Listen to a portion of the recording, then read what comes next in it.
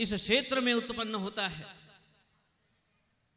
और वो सारी व्यवस्था यहाँ की वो ही बताते हैं और उन्होंने जैसी व्यवस्था बताई उसी व्यवस्था से आज तक हम चलते हुए आ रहे हैं।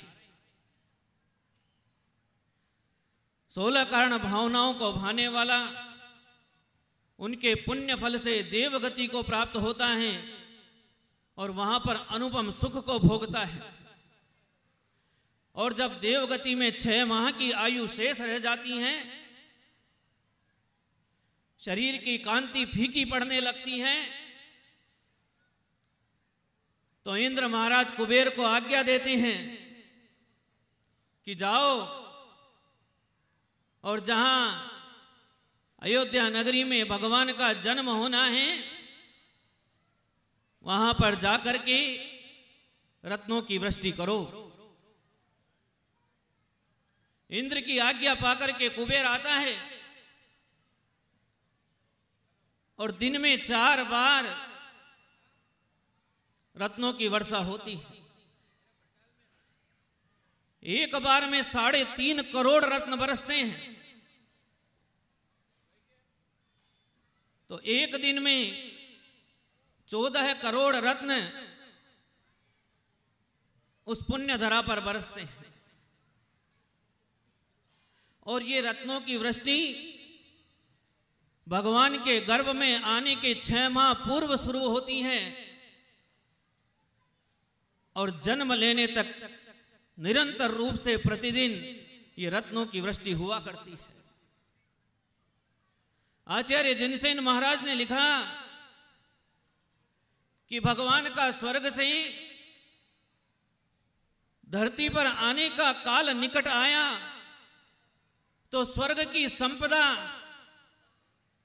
भगवान का मोह छोड़ नहीं पाई और उनके मोह से वो संपदा इस धरती पर पहले ही बरसने लग गई कि प्रभु को वहां जाना है, इसलिए हम प्रभु की सेवा में उपस्थित रहेंगे।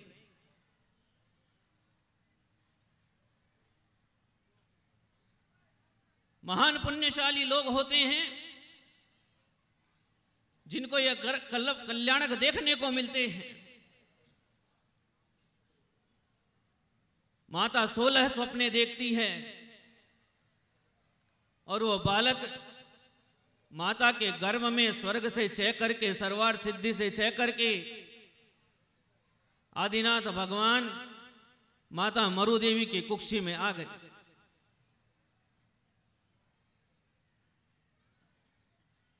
भगवान ऐसे नहीं रहते जैसे कि आपकी कोख में भगवान रहते हैं, ये मनुष्य रहता है ना, वैसे भगवान नहीं रहते हैं। भगवान तो इनके पुण्य की इतनी महिमा है कि गर्भ में रह करके भी गर्भ के मल से रहित होते हैं। पंडित आशाधर जी ने लिखा कि जब भगवान माता के गर्भ में आते हैं तो एक स्फटिक के कमल का निर्माण होता है और उस कमल पर जैसे जल में कमल रहता है ऐसे उस कमल पर भगवान विराजमान रहते हैं। वो उदर में रहे मल से लिप्त नहीं होते और गर्भ में सीधे रहते हैं। अपवित्र वस्तुओं का स्पर्श भी नहीं होता।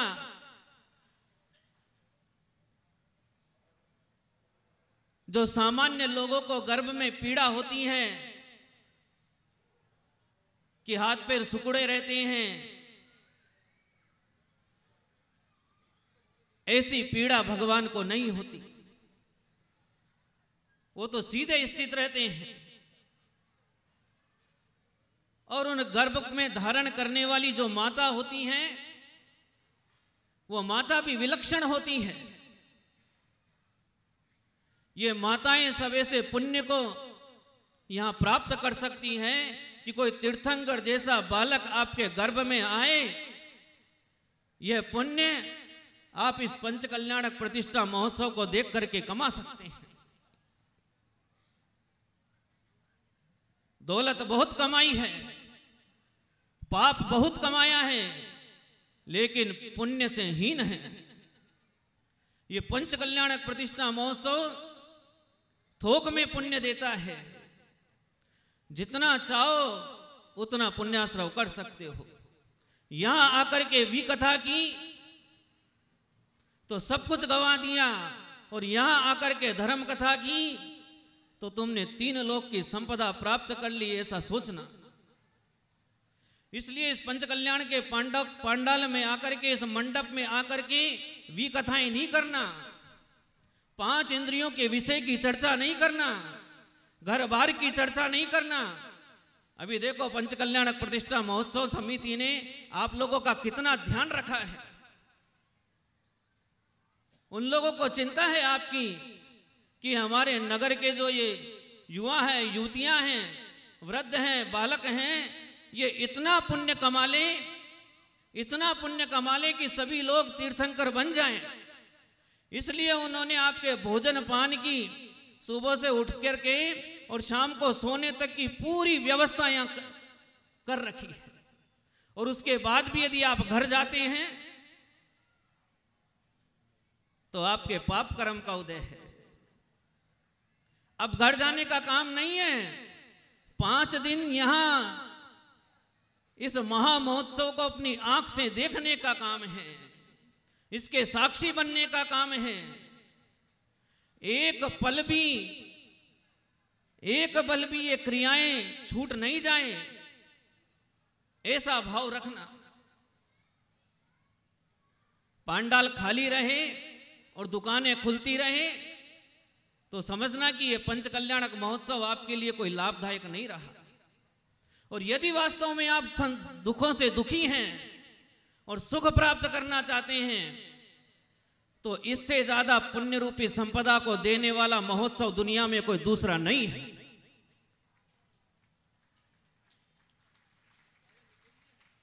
अरे स्वर्ग में रहने वाले असंख्यात देवता इस महोत्सव के लिए तरसते हैं कि भगवान का गर्भ कल्याणक आ जाए, भगवान का जन्म कल्याणक देखने को मिल जाए। होड़ लगती है। इंद्र महाराज 7 प्रकार की सेना को लेकर के और संपूर्ण कल्पवासी देवों को लेकर के इस महोत्सव में पधारते हैं। उनका पुण्य किससे कम है? यदि दुनिया में कोई सबसे अधिक संपदाशाली है तो इंद्र महाराज, वो भी इस वैभव को देखने के लिए तरसते हैं और वहां से चल करके और यहां आकर के भगवान को प्रणाम करते हैं, उनकी सेवा करते हैं। और हम लोग इतने दुर्भाग्यशाली कि हम लोगों को यह महोत्सव मिला है तो भी हम 5 इंद्रियों के विषयों में अपने समय को गवा देते हैं। 2 दिन निकल गए, मात्र 3 दिन आपके पास है। यदि ये 3 दिन आपने यहां लगा दिए तो 3 लोक की संपदा प्राप्त कर लोगे। और यदि विषयों में खर्च कर दिए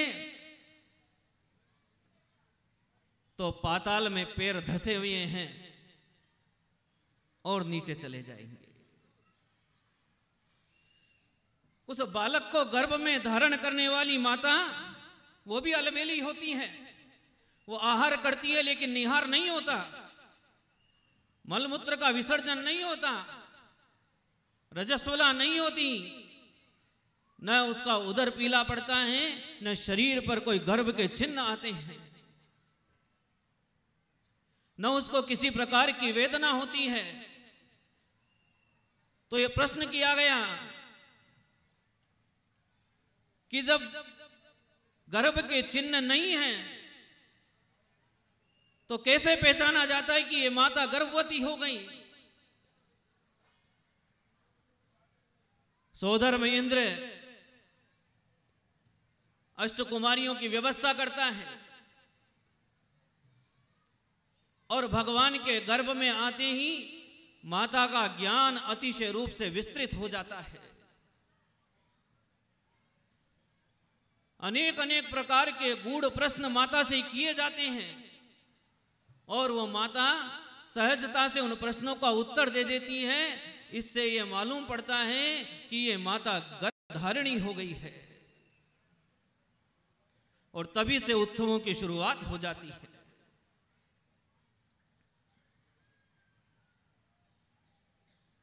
जब भी कोई महापुरुष जन्म लेते हैं तो महापुरुषों की जन्म की सूचनाएं पहले प्राप्त होती है। जैसे कि तीर्थंकर भगवान ने जन्म गर्भ में आए तो पहले ही 16 स्वप्न माता को आते हैं। वो 16 स्वप्नों में उनके पूरे जीवन का चरित्र छिपा है कि जन्म से लेकर संन्यास तक की मरण तक की व्यवस्था कैसी है, ये 16 स्वप्नों से मालूम पड़ जाती है।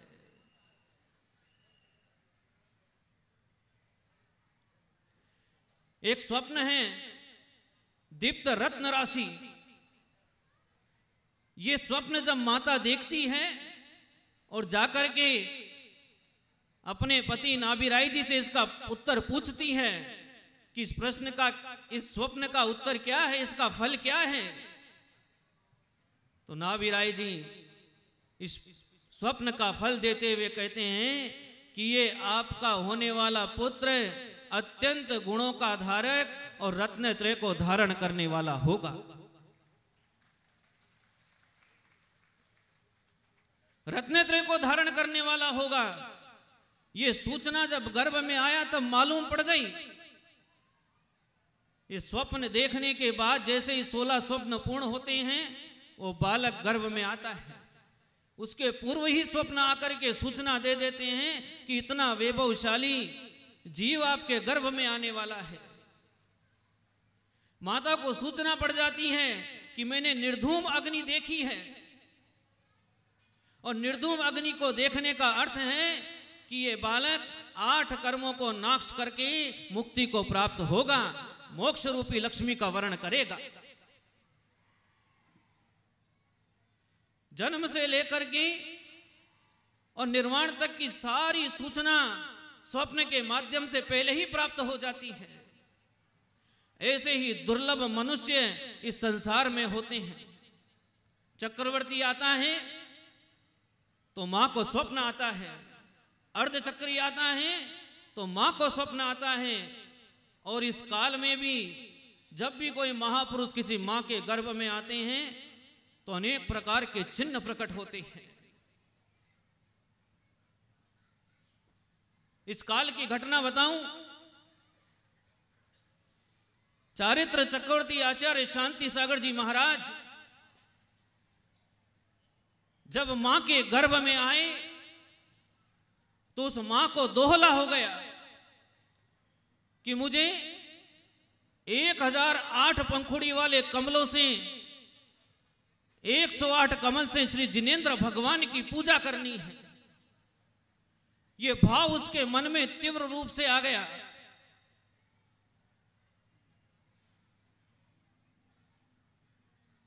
पूछा गया कि क्या बात है, चिंतित क्यों हो? जब भीमगौड़ा जी ने यह प्रश्न किया तो सत्यवती माता कहती है कि चिंतित इसलिए हूं कि मेरे मन में एक भाव आ रहा है कि मुझे 1008 पंखुड़ी वाले 108 कमल से श्री जिनेंद्र भगवान की पूजा करनी है।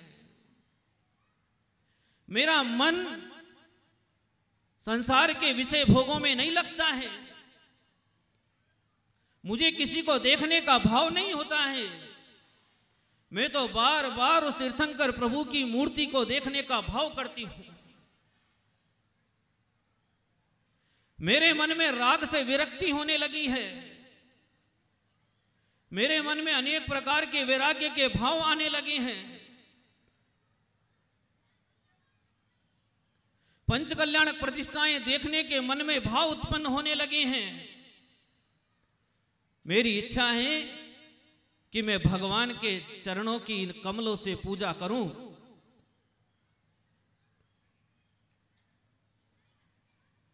और कोल्हापुर के जलाशय से लाकर के, सरोवर से लाकर के 108 कमलों के द्वारा वो सत्यमती मां भगवान की साथी से पूजा करती है।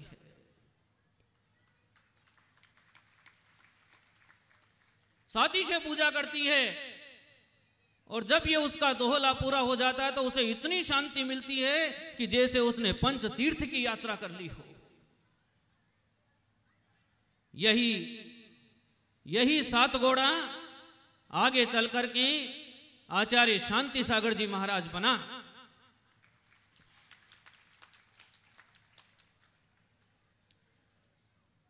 बचपन में एक रोग हो गया, दस्त हो गए, प्राण संकट में पड़ गए, घर वालों को चिंता हो गई कि अब ये बालक बचेगा नहीं। वैद्य बुलाए, डॉक्टर बुलाए, बहुत औषधियां करवाई, लेकिन कोई औषधि काम नहीं आई, कोई औषधि काम नहीं आई। तो माता ने जाकर के पार्श्वनाथ भगवान के चरण में उस बालक को रख दिया कि 108 कमल से आपके चरण की पूजा की है, 108 कमल से आपके चरण में मैंने कमल से पूजा की है। ये बालक 108 बनना चाहिए, इसलिए आपको समर्पित करती हूं।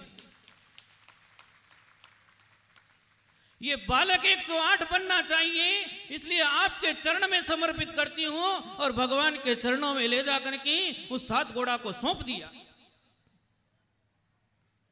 उस दिन था, उस दिन के बाद में वो बालक कभी बीमार नहीं हुआ, ठीक हो गया। और देवेंद्र कीर्ति महाराज जी से दीक्षा लेकर के मुनि शांति सागर बन गया। आप लोगों को मालूम है कि ये वो काल था जिस काल में मुनियों के दर्शन करना दुर्लभ था। आपके यहां तो मुनि थे ही नहीं, दक्षिण भारत के उन जंगलों में मुनि रहा करते थे, और वहां भी 1, 2, 3, 4 गिनती में गिनने लायक मुनि महाराज रहते थे। जब आहार करना होता था तब नगर में आते थे। नगर में आना होता था तो हर नगर की हर गली में एक प्रतिबंध हुआ करता था कि दिगंबर मुनि दिगंबर अवस्था में इस गली में नहीं आ सकता, इस नगर में नहीं आ सकता, इस मोहल्ले में नहीं आ सकता, इस सड़क पर नहीं चल सकता। आंखें तरस गई, लोगों के दिल के हजार हजार टुकड़े हो गए, तो भी मुनियों के दर्शन नहीं होते थे। तब चारित्र चक्रवर्ती आचार्य शांति सागर महाराज ने जब मुनि दीक्षा ली तो उन्होंने कहा, मुनि का विहार स्वतंत्र विहार होता है और इस विहार को कोई नहीं रोक सकता है। उन्होंने अपनी आत्म शक्ति के बल पर और जिनेंद्र भक्ति के बल पर नग्न विहार प्रारंभ कर दिया। जब वो मुनिराज दिल्ली की उस सड़क पर पहुंचे तो उनको सरकार ने रोक लिया कि पूरे देश भर में नग्न मुनि का विहार प्रतिबंधित है, आप आगे नहीं जा सकते। महाराज ने पूछा, क्या बात है? बोले, महाराज का सड़क पर चलना मना है, आप वस्त्र पहन करके जा सकते हैं लेकिन निर्वस्त्र नहीं जा सकते। महाराज ने कहा, मेरा तो वस्त्र त्याग है, त्याग है तो आगे जाना मना है, सड़क पर चलना मना है। तो महाराज जी सड़क के बीच में बैठ गए।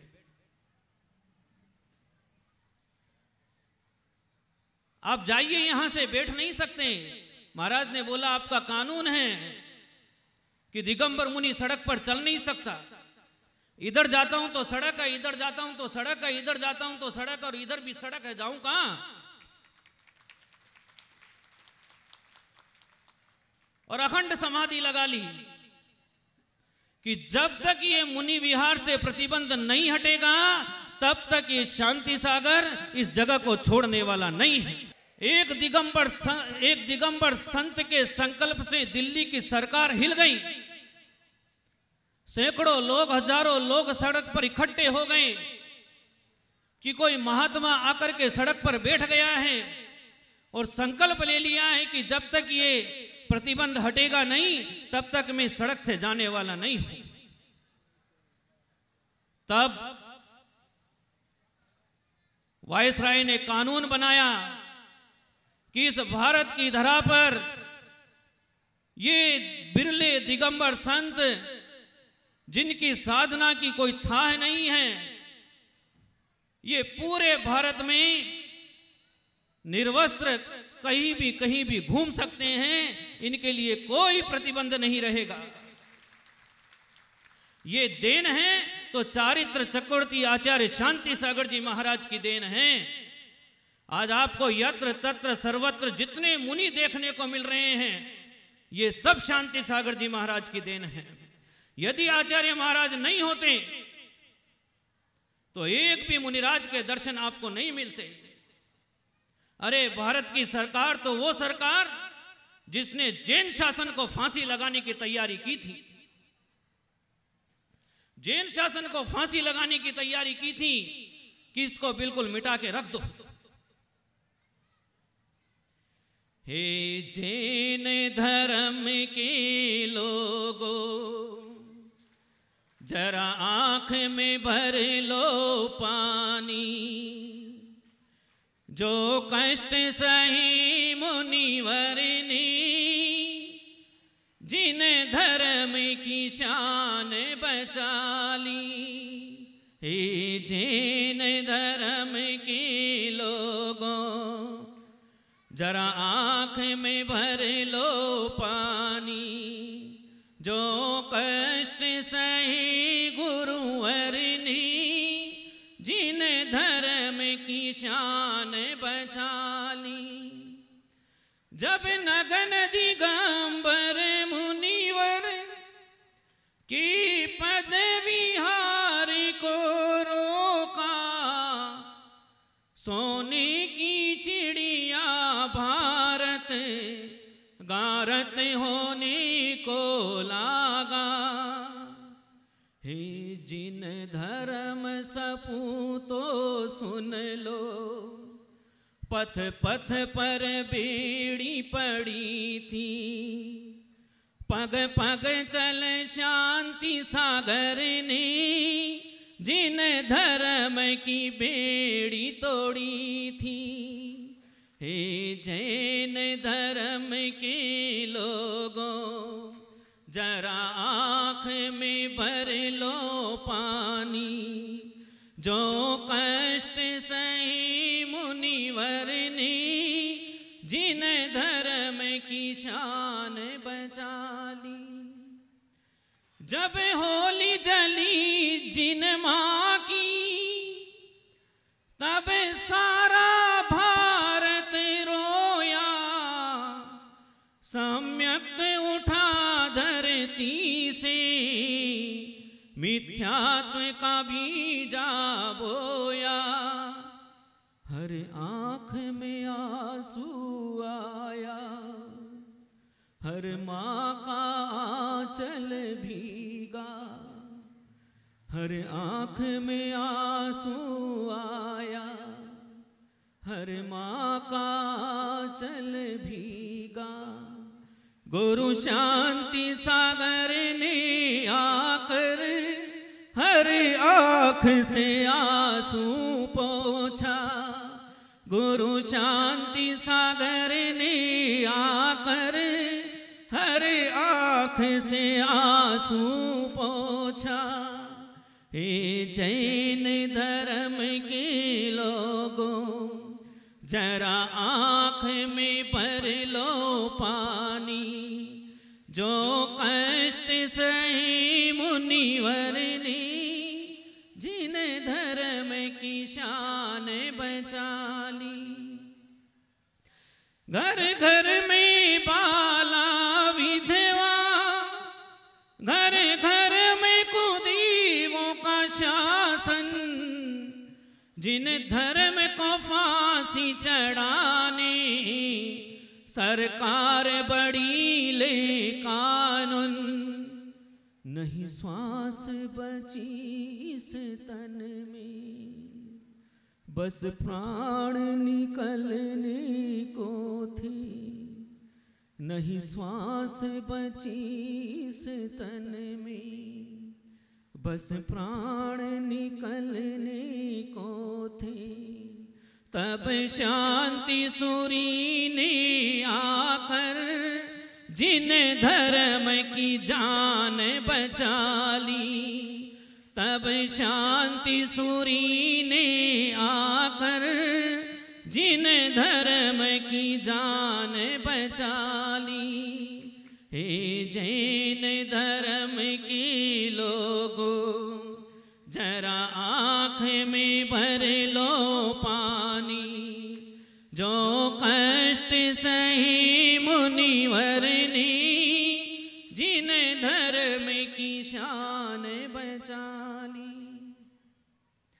भारत के दक्षिण पथ में जैनों का सूर्य उगा था, श्री शांति सागर सिंधु ने सूरी पद जब पाया था, फिर बड़ी धर्म की किरणें फैला जग में उजियारा, बने प्रथमाचार्य यश फैला, वह अब तक देता उजाला, बने प्रथमाचार्य यश फैला, वह अब तक देता उजाला। हे जैन धर्म के लोगों, जरा आँख में भर लो पानी, जो कष्ट सही गुरुवर ने जिन धर्म की शान बचा ली। आचार्य शांति सागर महाराज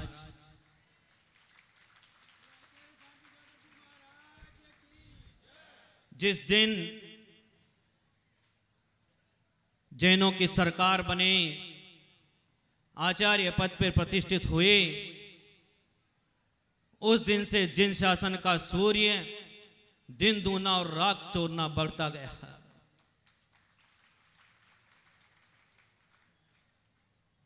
आज आचार्य शांति सागर जी महाराज जी के उस आचार्य पद को 100 वर्ष पूरे हो रहे हैं। पिछले कई सौ वर्षों से इस जैन शासन के ऊपर धूली छाई हुई थी, अंधकार छाया हुआ था, जैन शासन मिटने को तत्पर था। तब इस जैन शासन के सूर्य आचार्य शांति सागर जी ने उदय होकर के इसमें नए प्राण फूके और उस दिन को आज 100 वर्ष पूरे हो रहे हैं। आचार्य महाराज के 100 वर्ष पूरे होने के उपलक्ष्य में पूरी जैन समाज का दायित्व है, हर समाज का, हर व्यक्ति की, हर श्वास का दायित्व है कि आचार्य शांति सागर जी महाराज के इस अवदान को उन्होंने धर्म बचाया, तीर्थ बचाया, मंदिर बचाया, श्रुत बचाया, संस्कृति बचाई, जैनों के प्राण बचाए। आज हमारा दायित्व है कि आचार्य शांति सागर जी महाराज की उस कीर्ति को 100 वर्ष के बाद हम ऐसे स्थापित कर दें कि आगामी 100 वर्ष तक वो चिरकाल तक स्थायी रहे।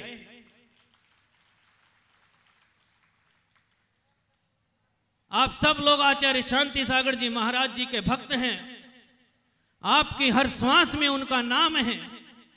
मैं आपसे पूछता हूं कि आप लोग क्या आचार्य शांति सागर जी महाराज जी की इस कीर्ति को 100 वर्ष तक स्थापित करने के लिए तैयार हैं?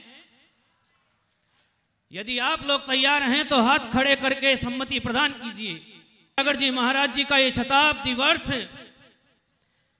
उन्हीं की परंपरा के, उन्हीं के लघुनंदन आचार्य श्री शांत वर्धमान सागर जी महाराज पंचम पट्टाचार्य, उनके सानिध्य में 14 अक्टूबर 2024 से 3 अक्टूबर 2025 को इस वागड़ की धरा पर, इस मेवाड़ की धरा पर, इस छप्पन की धरा पर कहीं मनाया जाना है। जिस धरा पर आचार्य श्री का चातुर्मास होगा उस धरा पर यह सौभाग्य प्राप्त होगा।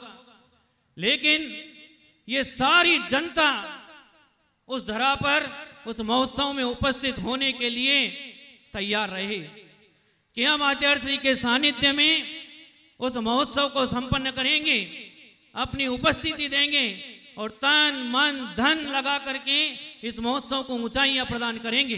बोलिए, क्या आप लोग सहमत हैं?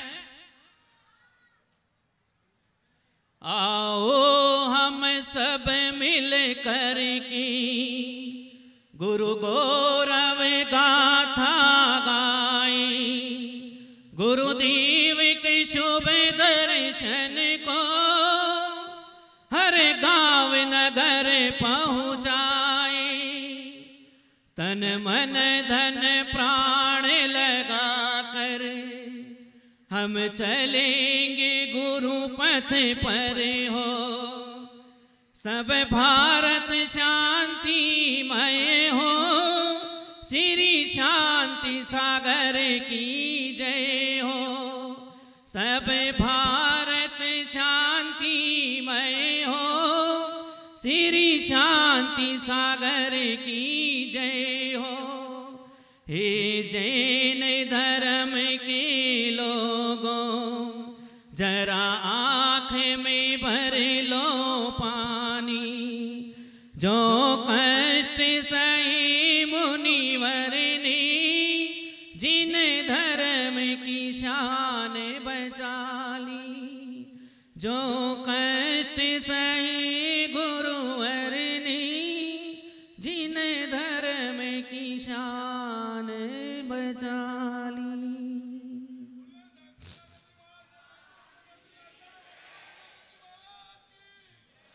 जब बोलो चारित्र चक्रवर्ती प्रथमाचार्य आचार्य श्री शांति सागर जी महाराज की, गुरुवर आचार्य श्री वर्धमान सागर जी महाराज की, पंच कल्याणक प्रतिष्ठा महामहोत्सव की। हेलो। अभी पिछले पंच कल्याण प्रतिष्ठा के एक दिन पहले सलोम्बर के ही कुछ शांति सागर जी के भक्तों ने एक नाटिका का आयोजन किया। बहुत सारे लोगों ने आकर के सुबह बताया कि महाराज जी आपको उपस्थित रहना था, इतनी भव्य नाटिका तैयार की है। मैं उनके नाम तो नहीं जानता, लेकिन हमारे शांतिलाल जी के सहयोग से, इनके पुरुषार्थ से वो नाटिका का आयोजन हुआ था। उन सब के लिए कोटि कोटि आशीर्वाद। इस प्रकार से भक्ति करते रहें।